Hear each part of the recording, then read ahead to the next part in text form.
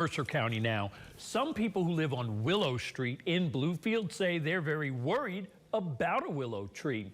They tell WVVA this massive tree is decaying, pointing to some recently falling limbs from that dying willow landing on a house. And as our Robert Castillo explains, they're turning to the city to see what can be done before someone ends up weeping over the willow. This is the tree that has people on Willow Street worried about the next time its boughs break. Their concern was elevated after severe thunderstorms swept through the area on Sunday. The willow on Willow Street is in the decline of its life cycle, according to the people living nearby in its shadow. They say they've seen a hint of the danger posed by this tree.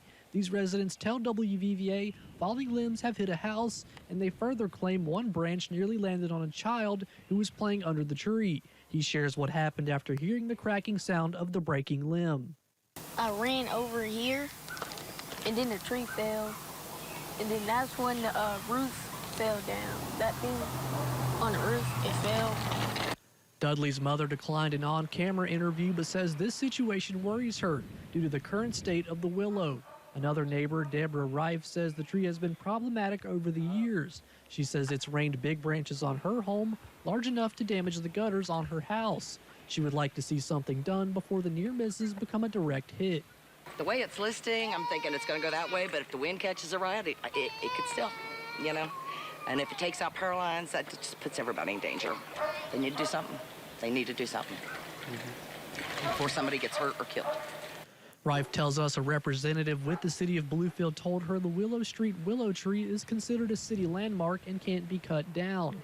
WVVA reached out to the Public Works Department with the city of Bluefield. A worker responded and showed up to take pictures of the tree and the latest damages.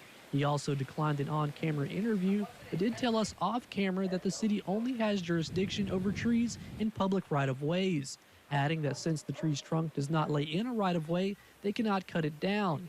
He says it is typically up to the owner of the property to make the decision.